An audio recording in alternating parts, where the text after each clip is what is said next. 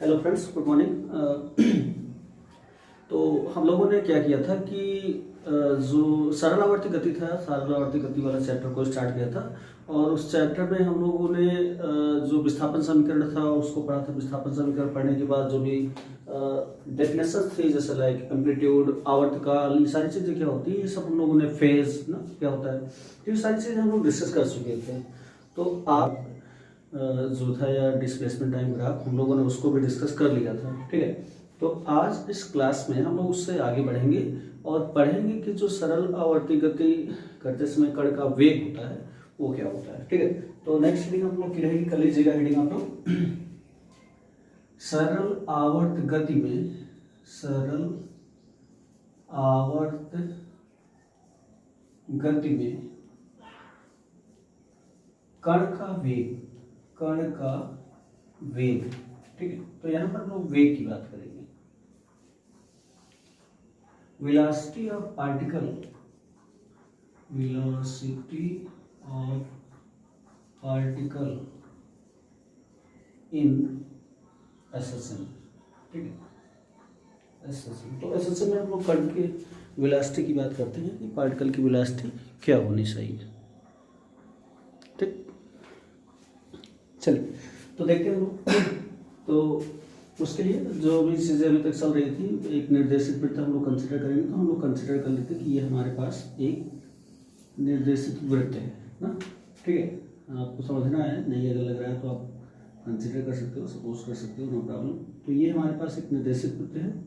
तो इसमें हम लोग इसके डायमीटर्स बनाए हुए थे। डायमीटर इसका क्या था, एक को हम लोगों ने लिखा था ए डैश, और दूसरा जो डायमीटर हम लोगों ने कंसिडर किया था, ये डायमीटर हमारे पास क्या था, डी डैश।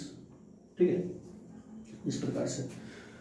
तो हम लोगों ने कंसिडर किया था कि जो पार्टिकल हमारे पास है, स्टार्टिंग में पार्टिकल यहाँ पे है, कंसिडर कर लेते हैं कि जो सेंटर ओ है, सेंटर से पार्टिकल स्मॉल ए डिस्टेंस पर, जो कि स्मॉल, जहाँ स्मॉल क्या है, रेडियस।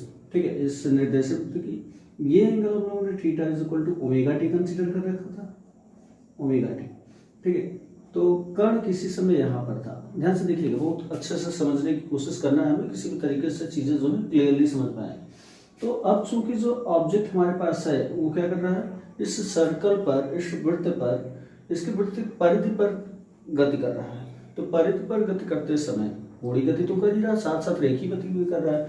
और जो पार्टिकल की रेखीय गति होगी वो हर पॉइंट पर, हर जगह क्या होगी, इस निर्देशित वृत्त के टेंजेंशियल होगी, स्पर्श रेखीय होगी। ठीक है, तो अगर हम ये कंसिडर कर ले कि यहाँ पर इसका वेग जो है स्मॉल v है, और फिर उसके बाद हम लोग जो ओ ए है, इसमें हम लोग बिंदु जो पार्टिकल पे था, पे पर स्थित कोई पार्टिकल था, तो पार्टिकल से अगर हम एक लंब का पाद यहाँ पर ड्रॉ करें, पी एन ड्रॉ करें, तो इस प्रकार से ये पी एन की पोजिशन होगी।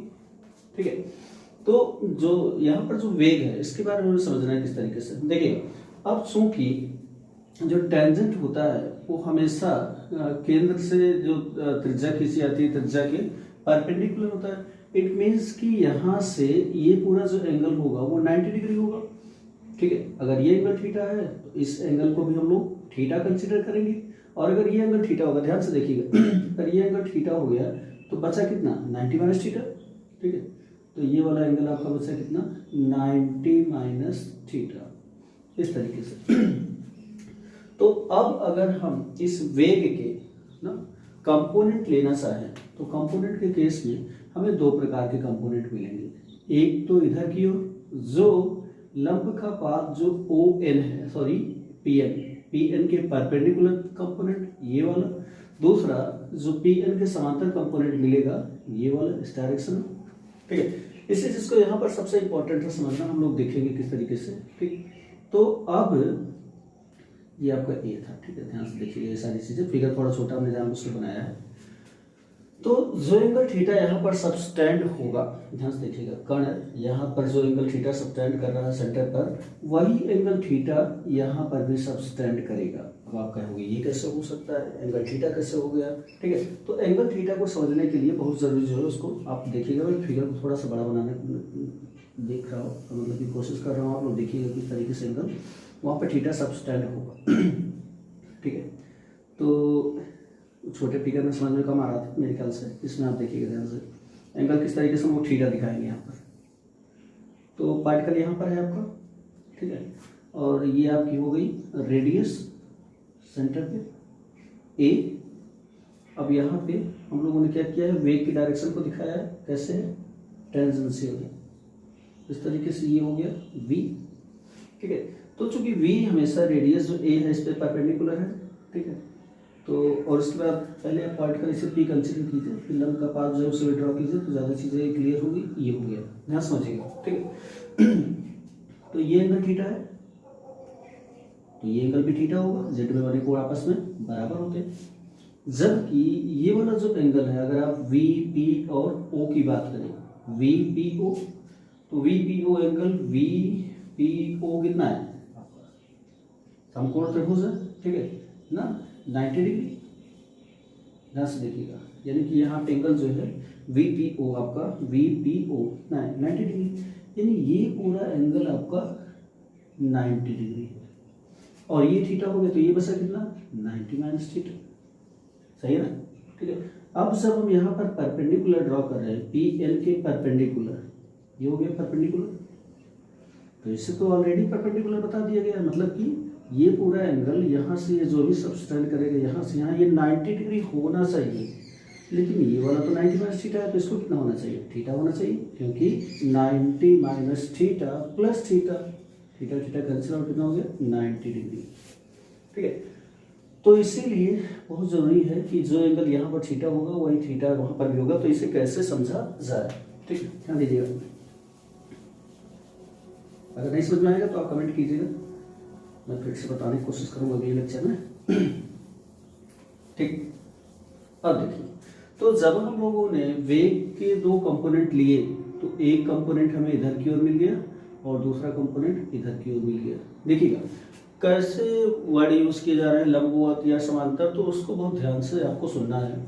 तो हम लोग जो लंब का पाद यानी फुट ले रखे हैं पी एन, तो पी एन के लंबवत घटक कौन सा है, ये वाला, ठीक है। तो ये आपको क्या मिल जाएगा, अगर ये v है तो क्योंकि ये थीटा है तो कोण जिससे लगा होता है वो cos थीटा, तो ये वाला कंपोनेंट आपको कितना है, v cos थीटा। जबकि ये वाला कंपोनेंट ना, यानी समांतर कंपोनेंट v sin थीटा।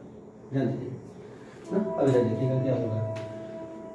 तो वेग ना को क्षैतिज यानी समांतर व लंबवत घटकों में विभाजित, समांतर व लंबवत घटकों में,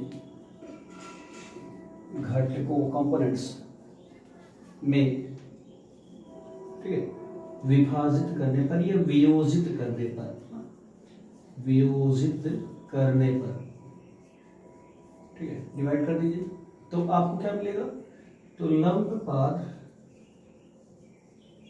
ठीक है, पी एन के लंबवत घटक, तो लंबवत घटक आपको क्या मिलेगा, लंबवत घटक, तो लंबवत घटक को हम लोग v cos थीटा है, तो इसे हम लोग ना यही हो जाएगा।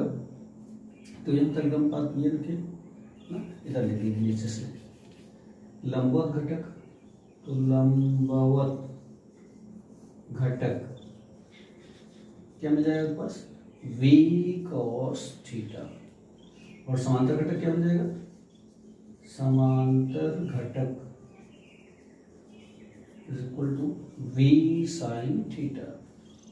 देखिएगा आप लोगों में कंफ्यूजन नहीं होना चाहिए कि नहीं आपने बताया था कि क्षैतिज घटक v cos थीटा होता है, cos और लंबवत घटक या ऊर्ध्वाधर घटक v sin थीटा है, तो ठीक है, वहाँ पर मैंने बताया था जो भी चीज़ें थी, लेकिन जो भी हमें देखना है फिगर के अकॉर्डिंग देखना है। और हमारे पास जो फुट है लंब का पाद पी एन, तो पी एन के लंबवत घटक, पी एन के लंबवत जो इस पर परपेंडिकुलर हो v cos थीटा, और पी एन के समांतर जो इसी पर हो v sin थीटा, इस प्रकार से, ठीक है। तो फिगर थोड़ा सा आप लोग एडजस्ट कीजिएगा, समझने की कोशिश कीजिएगा। तो ये हो गया। तो अब अगर इसमें हम देखें तो हमारे पास जो दो कंपोनेंट हैं, तो क्या ये दोनों कंपोनेंट जरूरी है, जरूरी इसलिए कि जो लंब का पाद है पी एन, हम लोग बात किए थे इसकी, तो ये किस प्रकार से मोशन करता है, नीचे से स्टार्ट करता है, ऊपर जाता है, फिर नीचे तक आता है, फिर इस प्रकार से। तो ये क्या कर रहा है, इस डायरेक्शन इस प्रकार से मोशन कर रहा है लंब का, ठीक है ना। तो इसका मतलब कि जो यहाँ पर समांतर घटक आप भी साइन थीटा की बात की हो, इसका यहाँ पर कोई यूज नहीं है।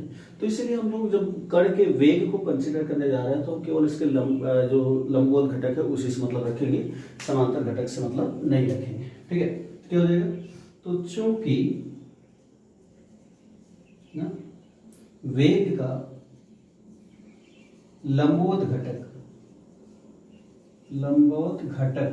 ना क्या है? लंबवत घटक लंब के आग, ठीक है, कि गति की दिशा में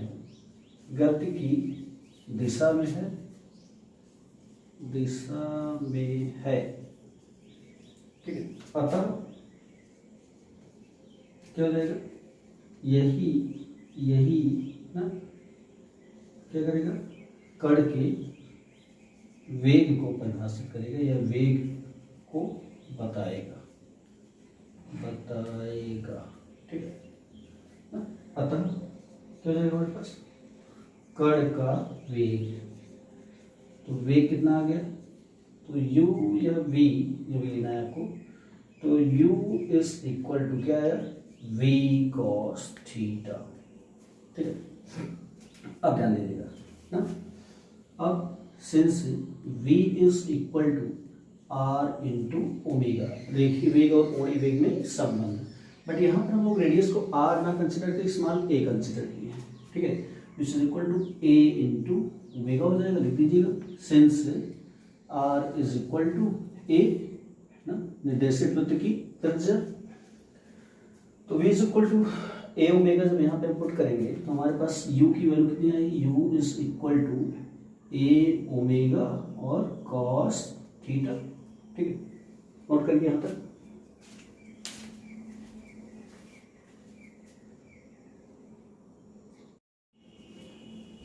ठीक है, तो v is equal to a omega और cos थीटा, बट हमारे पास क्या होता है? But theta is equal to omega t, therefore v is equal to a omega cos omega t, no problem, ठीक है। अब ध्यान दीजिएगा ना, तो सरल आवर्ती गति जो होती है उसके विस्थापन समीकरण, तो सरल आवर्त गति के, इसको क्वेश्चन नंबर 1 कंसीडर कर लीजिए आप लोग। क्वेश्चन नंबर 1, सरल आवर्त गति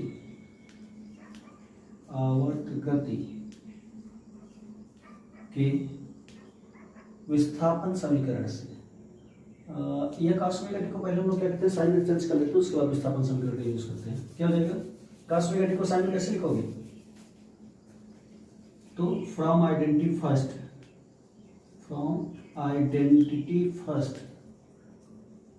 पहले आइडेंटिटी पता है ना, त्रिकोणमितीय सर्व समीकरण क्या होता है हमारे पास? Sine square theta plus cos square theta is equal to 1। हमें क्या करना है? कॉस थीटा की वैल्यू लेनी है ना, theta is equal to omega 2, तो कॉस थीटा की वैल्यू जब यहाँ से निकालेंगे तो cos square theta is equal to sine square theta उधर जाएगा, 1 माइनस साइन स्क्वायर थीटा, ठीक है। तो कॉस थीटा की वैल्यू, तो cos theta is equal to under root of 1 minus sine square theta. तो कॉस थीटा की जगह पे हम लोग या थीटा की ओमेगा टी है तो यहाँ पर पुट करते हैं ना, तो putting in equation 1, putting in equation 1, question number put कर दीजिए। क्वेश्चन 1 में पुट करेंगे तो हमारे पास क्या हो जाएगा? तो v is equal to, u था ना, अब देखिए फिर से यू भी कंफ्यूज मत होइएगा, ये यू हम लोग कंसिडर किए थे यू, तो यू इज इक्वल टू कितना रहेगा? a omega under root of 1 minus sine square omega T, ठीक है। कॉस थीटा की जगह पे इतना रख दिए, यहाँ पर ओमेगा टी था तो ओमेगा टी आ गया, नो प्रॉब्लम। अब यहाँ पर सरल आवर्त गति के विस्थापन समीकरण से, ठीक है। तो विस्थापन समीकरण हमारे पास क्या होता है? y is equal to a sine omega T, ठीक है। यहाँ से हम साइन ओमेगा टी की वैल्यू निकालेंगे, क्या है वाई बाई ए, तो therefore sine omega T is equal to Y by A, ठीक है। इसे उठाकर इक्वेशन नंबर 2 कंसिडर कीजिए और 2 उठाकर पुट कर दीजिए। तो putting in equation 2, putting in equation 2 में पुट कर दीजिए। जब 2 में पुट करेंगे तो आपको क्या मिल जाएगा, u इज इक्वल टू, ठीक है, ए ओमेगा, तो A omega under root of 1 minus sine omega की टी यहाँ पे वाई बाई ए का होल स्क्वायर, तो ये हो जाएगा Y square by A square. Solve करेंगे तो u is equal to A omega under root में एलसीएम लेने पर A square minus Y square divided by A square, ठीक है। ए स्क्वायर यहाँ से बाहर आ जाएगा और ए के साथ कैंसिल आउट हो जाएगा, तो u इज इक्वल टू कितना आ गया, ओमेगा अंडर रूट में ए square minus Y square. This is required expression. तो सरल आवर्त गति में जो कण का वेग है वो आपका इतना आता है, u is equal to omega under root of a square minus Y square, ठीक है। नोट कर लीजिए जल्दी से।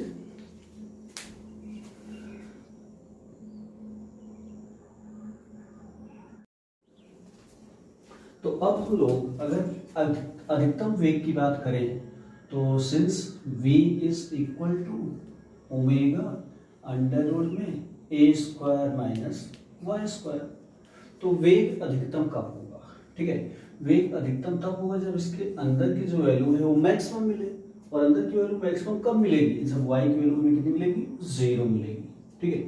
तो at y is equal to 0, v is equal to what, v is equal to v max, ठीक है। तो v इज या u इज इक्वल टू, जो भी है u में आप लोग कंफ्यूज मत होइए, u है ये, तो u is equal to u max, ठीक है, which is equal to omega under root of a square minus 0, तो u max is equal to omega into a. Question इस तरीके से पूछा जा सकता है।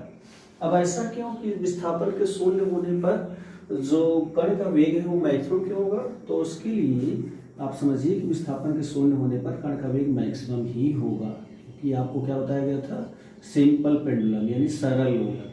तो सरल लोलक में ये पोजीशन थी इक्विलिब्रियम, इक्विलिब्रियम पोजीशन, ठीक है।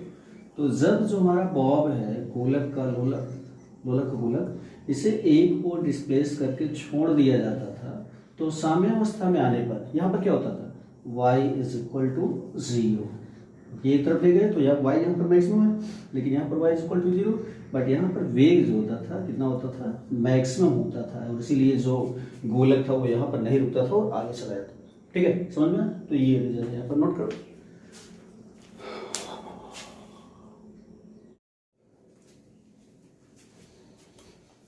तो इस क्वेश्चन को हम लोग करेंगे। इसमें दिया है कि सरल आवर्त गति करते हुए कण का जो विस्थापन समीकरण है वो y is equal to 0.2 sine 50 pi into small t plus 0.01 metre है, ठीक है, ये दे रखा है। उसके बाद ये कण का आवर्तकाल ज्ञात कीजिए, अधिकतम वेग ज्ञात कीजिए और t बराबर 0 पर विस्थापन ज्ञात कीजिए। ये सारी चीजें आपसे ज्ञात करने के लिए बोला है, ठीक है। तो देखिए हम इसको करते हैं, बड़ा सिंपल सा क्वेश्चन है। तो सॉल्यूशन देखिए, तो दिया क्या है, तो given y is equal to 0.2 sine 50 pi into small t plus 0.01 metre, जो भी है, ठीक है। तो इसका हम लोग क्या करते हैं, सरल आवर्त गति के व्यापक समीकरण से तुलना करते हैं। तो इस समीकरण की सरल आवर्त गति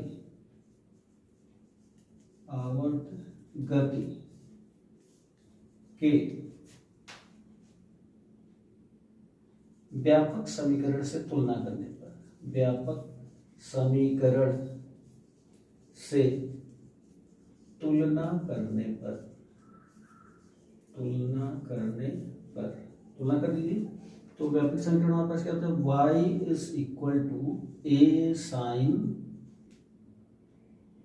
ओमेगा टी प्लस फाइव, ध्यान से देखिएगा, ठीक है, ये होता है।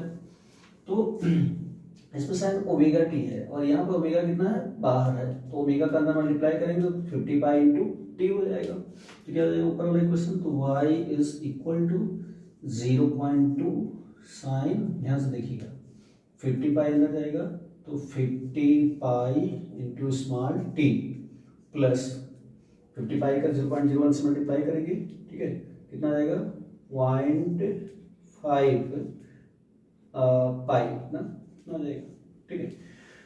तो यहाँ पर कंपेयर करने पर ओमेगा की वैल्यू कितनी आएगी, 50 पाई ना, तो omega is equal to what, 50 pi, ठीक है। अब हमारे पास क्या निकालना है, आवर्तकाल, टाइम पीरियड।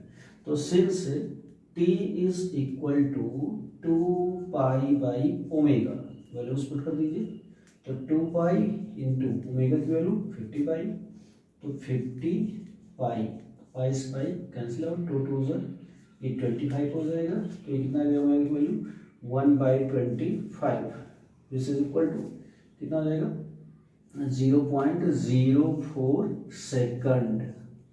तो वो कैपिटल डी की वैल्यू आपके पास हो गई, पहला आपका निकल गया। अधिकतम वेग ना, वो भी फॉर्मूला आप जानते हैं, तो क्या होता है दूसरा v मैक्स, तो ये आपका पहला आ गया t इज इक्वल टू, दूसरा अधिकतम वेग v मैक्स कितना हो जाएगा ओमेगा इंटू ए। अब ए की वैल्यू क्या है, यहाँ से जब हम लोग कंपेयर कर रहे हैं तो ए की वैल्यू आपके पास कितनी है 0.2, ठीक है, तो ओमेगा की वैल्यू कितनी है आपके पास 50 पाई, तो 50 पाई इंटू ए की वैल्यू 0.2 मल्टीप्लाई कर दीजिए, तो 0.2 मल्टीप्लाई बाई 50, ठीक है, 50 दूनी 100 कितना हो जाएगा 10.0 इंटू पाई की वैल्यू 3.14 ना, तो आंसर आपका मीटर पर सेकंड में आएगा। तो ये आपका आ गया 10 मल्टीप्लाइड बाई 3.14, तो 31.4 मीटर पर सेकंड, ये आपका दूसरा आंसर आ गया, ठीक है, नोट कीजिए।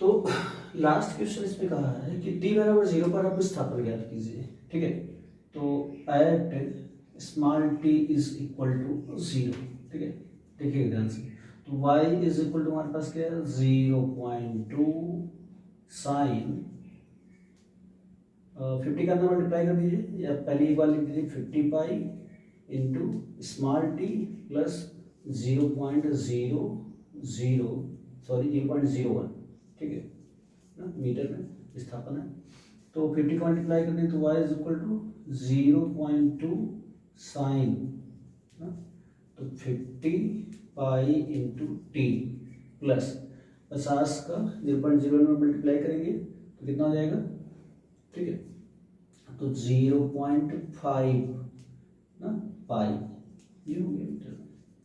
तो अब at t is equal to 0 यहाँ नीचे लिख दीजिए, तो at t small t is equal to 0, जब स्मॉल टी की वैल्यू 0 पुट करेंगे तो y इज इक्वल टू कितना मिलेगा हमें 0.2 साइन, ठीक है, ये पूरी वैल्यू 0 हो गई, 0 प्लस ये कितना हो गया 0.5 पाई ना, ठीक, ध्यान से देखिएगा, तो y is equal to 0.2 into sine 0.5 का मतलब 1/2 यानी पाई बाई 2, और साइन पाई बाई 2 की वैल्यू 90, तो y is equal to 0.2 two sine 90 की वैल्यू 1, तो y इज इक्वल टू कितना आ गया 0.2 मीटर, ये आपका थर्ड आंसर हो गया।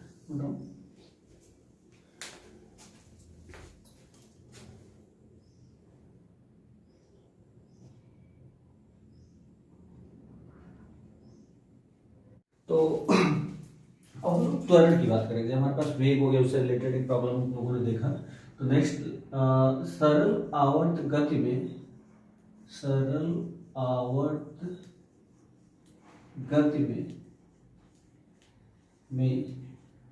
कण कण का त्वरण, ठीक है। Acceleration of particle, acceleration of particle in SHM, ठीक है। प्रोसेस वही पुराना, एक निर्देशित वृत्त हम लोग ड्रॉ करेंगे, ध्यान से समझिएगा। तो ये हमारा हो गया रेफरेंस सर्कल ना, निर्देशित वृत्त। तो उसके बाद सर्कल से इस बनता है, बड़ी प्रॉब्लम है सर्कल के साथ।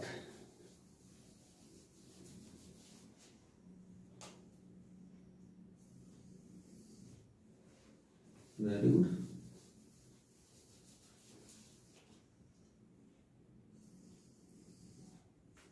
ठीक है ना, कंसिडर कर लीजिए कि सर्कल है, क्योंकि होने वाला तो नहीं है।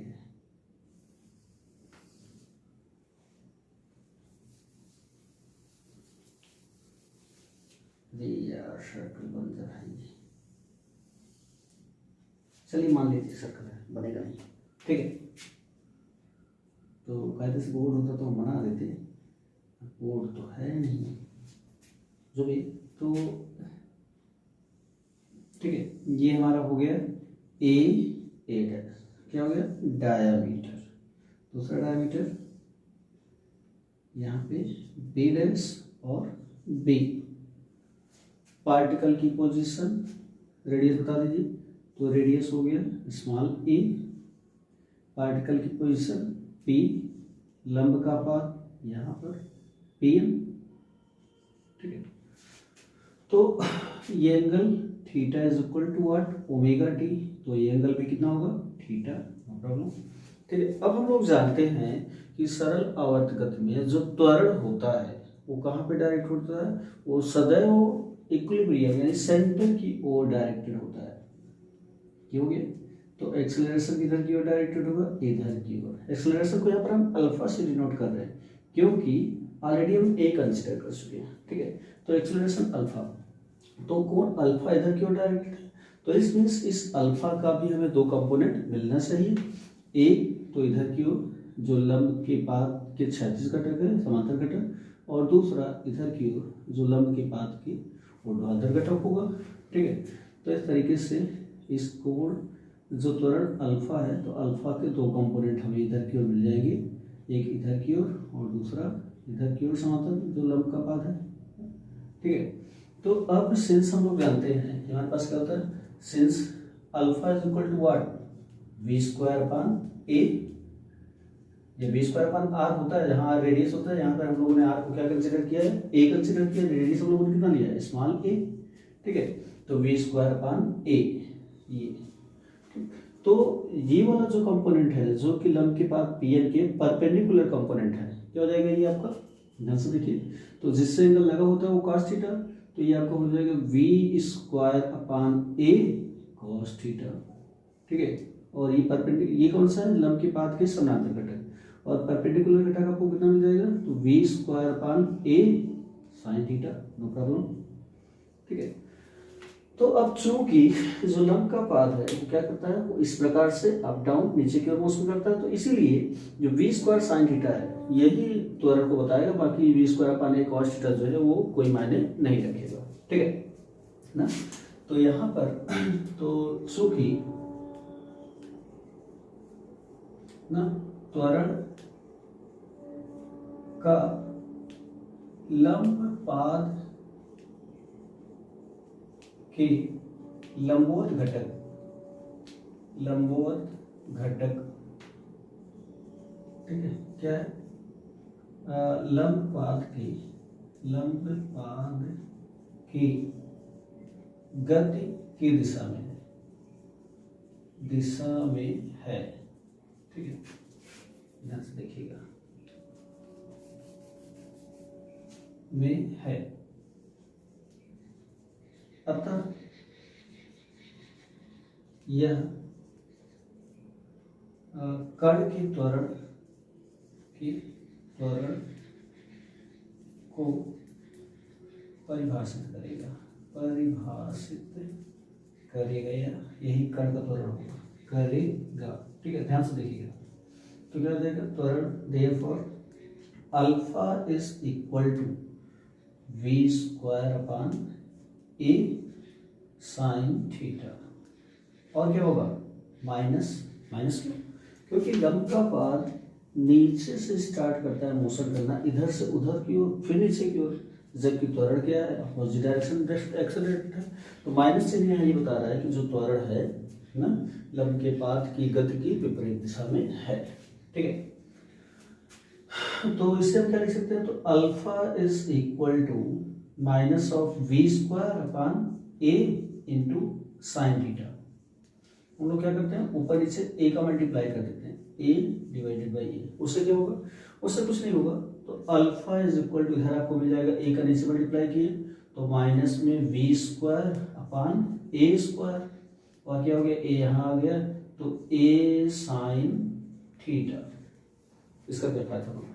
ठीक है, इसका ये फायदा मिला कि v square upon a square हमारे पास यहाँ से कुछ सब्स्टिट्यूट कर सकते हैं। क्या सब्स्टिट्यूट करेंगे इसको देखिएगा, इसको इक्वेशन नंबर 1 कंसीडर करेगा।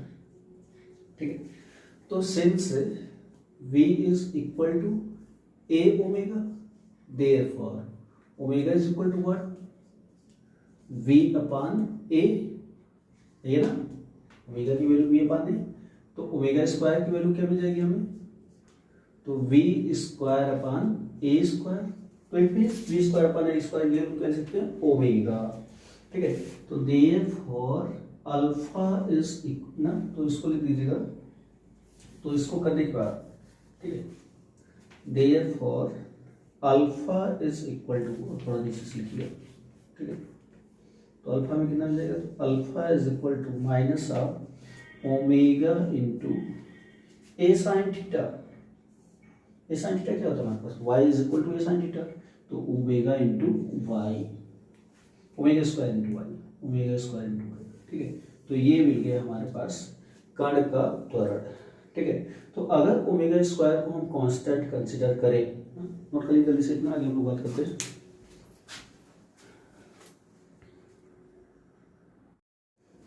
ध्यान से देखिएगा, तो अगर हम लोग क्या करें तो हमारे पास क्या है, alpha is equal to minus of omega square into Y.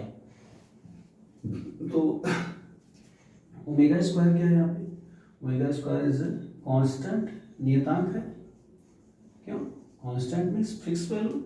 Omega यहाँ पे कोणीय वेग या एंगुलर फ्रीक्वेंसी है, तो इसके पास एक फिक्स्ड वैल्यू होगी। तो ओमेगा स्क्वायर को अगर हम कांस्टेंट करें तो हमें क्या मिलेगा कि alpha is directly proportional to minus y, यानी कण का जो त्वरण है वो कण के विस्थापन के अनुक्रमानुपाती और इसके दिशा विस्थापन के विपरीत होती है। ठीक है, लिख दीजिएगा, अर्थात सरल आवर्ती गति में एसएसएम में कण का त्वरण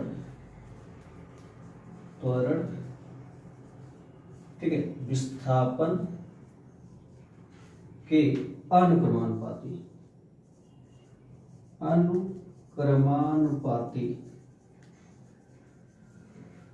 तथा इसकी दिशा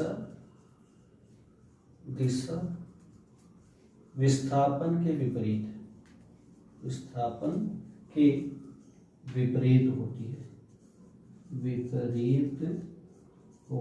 है। ठीक है, ध्यान से देखिएगा।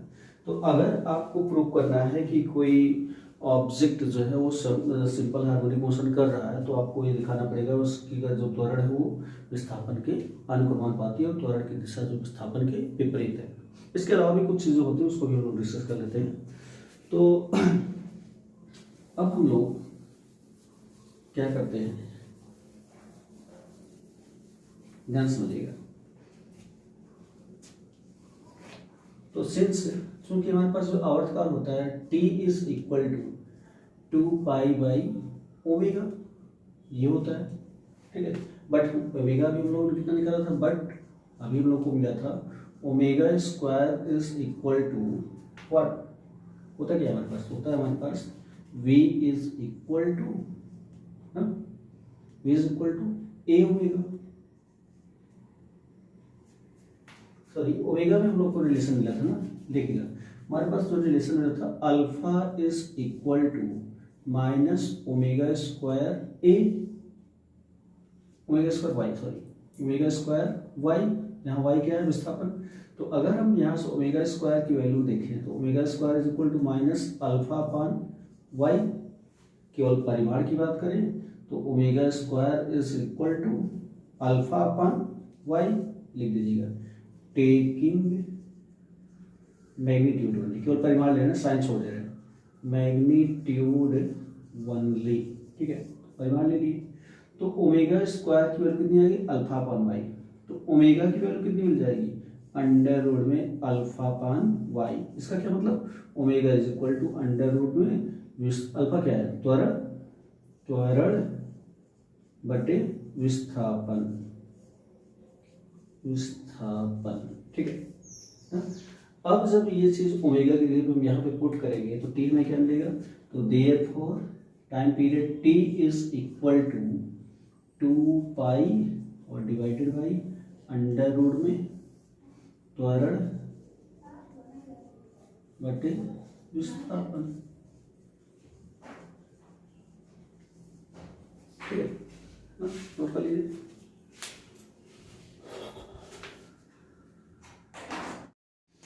हो गए, तो हमारे पास आ जाएगा यहाँ से t is equal to 2 pi under root में विस्थापन बटे त्वरण, ठीक है। तो एक नया फॉर्मूला ना, ठीक है, t is equal to 2 pi under root में y बाई अल्फा। अब सिंस हमारे पास क्या होता है, सिंस आवृत्ति अगर निकालें तो आवृत्ति का जो फॉर्मूला होता है n is equal to 1 by capital T.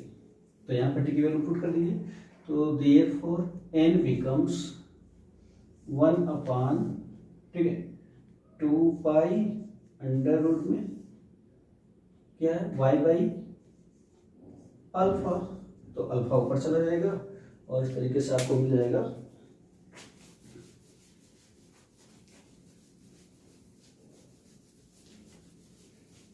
ध्यान से देखिएगा कितना मिला। तो आवृत्ति n बराबर, आवृत्ति स्मॉल n बराबर 1/2 पाई अंडर रूट में अल्फा अपान वाई। तो n is equal to 1/2 pi under root में त्वरण बटे विस्थापन, विस्थापन एक नया फॉर्मूला आपके पास आ गया, ठीक है नोट कर लीजिए जल्दी से।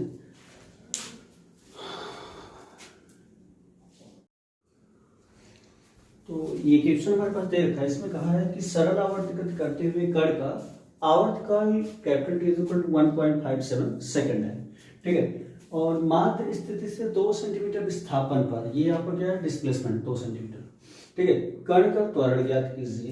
सॉल्यूशन देखिएगा इसका, बहुत सिंपल सा क्वेश्चन है, छोटा सा सॉल्यूशन। तो इसमें दिया क्या है, गिवन है सरल आवर्त गति करते हुए कण का आवर्तकाल, तो आवर्तकाल यानी कैपिटल टी की वैल्यू दे रखा है 1.57 सेकेंड, ठीक है। पूछा गया आपसे डिस्प्लेसमेंट में रखा है y is equal to 2 centimetre, metre में चेंज कर लीजिए, तो 2 इंटू 10 पावर माइनस 2 मीटर, ठीक है। तो अगर आपसे पूछा है alpha is to be calculated, हमारे पास फॉर्मूला क्या होता है, तो since t is equal to 2 pi under root में, ठीक है, विस्थापन बटे त्वरण y बाई क्या होता है अल्फा, अल्फा निकालना है आपको। तो इसको क्या करेंगे, स्क्वायरिंग बोथ साइड ना, दोनों पक्षों पे वर्क कर दीजिए। तो स्क्वायरिंग बोथ साइड, दोनों पक्षों पर वर्क करने पर स्क्वायरिंग बोथ साइड, ठीक है, वर्क कर दीजिए तो क्या हो जाएगा, तो T square is equal to 4 pi square और इंटू क्या हो जाएगा वाई अपान अल्फा, ठीक है। क्रॉस मल्टीप्लिकेशन करके अल्फा को यहाँ ले लीजिए, तो अल्फा इज इक्वल टू कितना बचेगा आपके पास, अल्फा इज इक्वल टू हो जाएगा आपके पास 4 pi square into Y by T square. चलिए वैल्यूज पुट कर दीजिए। तो 4 इंटू पाई की वैल्यू 3.14 का whole square means 3.14 into Y कितना दिया है 0.2 सॉरी 2 इंटू 10 पावर -2, ठीक है। वाई की value 2 into 10 to the power -2 divided by T का स्क्वायर, टी की वैल्यू 1.57, तो 1.57 इंटू 1.57, ठीक है। अब ध्यान से देखिएगा, तो 1.52 जा 3.14, 1.52 जा 3.14 कैंसिल हो, ठीक है। तो 2 2 जा 4, 2 जा 8, 4 जा 32, तो ये आपका आ गया 32, 2 दूनी 4 दूनी 8 चौक 32 इंटू 10 पावर -2, ठीक है, व्हाट मीटर पर सेकेंड स्क्वायर और 0.32 मीटर पर second square. This is your answer. Note down.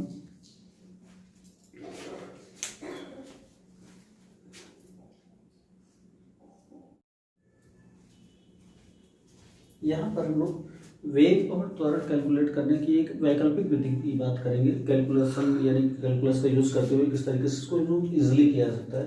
Calculus का यूज़ करके हम किसी भी फॉर्मूले को बहुत इजीली डेराइव कर सकते हैं विदाउट फिगर, ठीक है। तो अल्टरनेट मेथड आप लोग रीडिंग कर लीजिएगा, अल्टरनेट मेथड, हिंदी में वैकल्पिक विधि, मेथड वैकल्पिक विधि, मतलब दूसरा ऑप्शनल विधि। तो इसमें हम लोग कैसे वेग और त्वरण कैलकुलेट करने वाले हैं, कैलकुलस का यूज करते हैं ना, कलन गणित का प्रयोग करते हैं। तो सिंस हमारे पास क्या था, तो सिंस y इज गिवन है विस्थापन समीकरण ना, तो लिख दीजिए पूरा, ठीक है। सरल आवर्ती गति यानी SHM का विस्थापन समीकरण, तो विस्थापन समीकरण कितना मिलेगा आपको, y is equal to a sine, ध्यान से समझिएगा, ओमेगा टी। तो अगर विस्थापन का एक बार समय के सापेक्ष अवकलन किया जाए तो वो हमें क्या मिलता है, वेग को देता है, ठीक है। तो differentiating both side, differentiating both side with respect to small T, ठीक है, डिफरेंशिएट कीजिए। तो डी बाई डी टी किसका करना है, वाई का, is equal to D by D T किसका करना है, ए साइन ओमेगा टी का। कलर गणित में मैंने पढ़ाया भी है। तो यहाँ पर D Y upon D T क्या आ जाएगा, वेग आ जाएगा, ठीक है। तो वेग यू या V, U is equal to D Y by D T ना, इज इक्वल टू, इसमें जो कांस्टेंट है ए बाहर आ जाएगा और डी अपॉन डी टी का स्पेस साइन ओमेगा टी का कॉस ओमेगा टी, तो cos omega T into D upon D T हम फिर से किसका कर देंगे, ओमेगा टी का, ओमेगा टी। तो इस प्रकार से यहाँ पर वेग कितना आ गया, u इज इक्वल टू ए और ओमेगा टी का टी के रिस्पेक्ट में करेंगे तो ओमेगा बाहर आ जाएगा, तो ए ओमेगा क्या बचा, कॉस ओमेगा टी, ये आ गया, ठीक। बट अब since cos omega T is equal to कितना आ जाएगा, under root of 1 minus sine square omega T, ठीक है। और therefore u is equal to A omega under root of 1 minus sine square omega T, और sine omega T की value आप जानते ही हो y बाई ए, तो u is equal to A omega under root में 1 minus Y square by A square, ठीक है। तो u is equal to A omega under root में ए square minus Y square divided by A square, बाहर आ जाएगा, ए से कैंसिल आउट हो जाएगा, तो u is equal to omega under root में ए स्क्वायर माइनस वाई स्क्वायर, ठीक है। ये सुनो,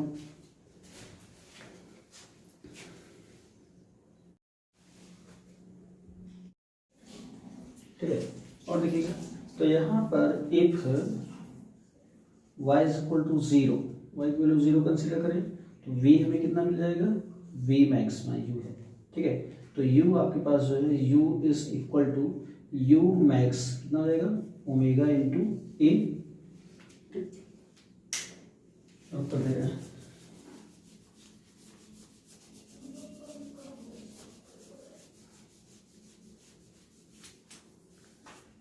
और क्या करना है, if y is equal to a, y की वैल्यू a के बराबर पुट करोगे तो u मिनिमम हो जाएगा इज इक्वल टू 0, ठीक।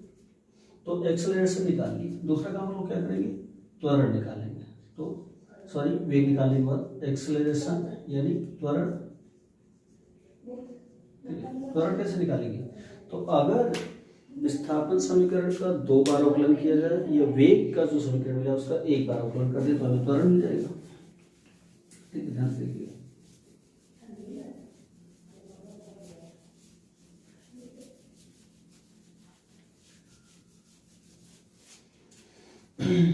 तो since u is equal to a omega cos omega t, ठीक है। अब इसका हम लोग क्या करते हैं, डिफरेंशिएट करते हैं x के रिस्पेक्ट में, डिफरेंशिएटिंग सॉरी t के रिस्पेक्ट में, differentiating both side with respect to small t, तो क्या आएगा, तो d अपॉन डी टी इसका u का is equal to d upon D T इसका a omega into cos omega T, ठीक है।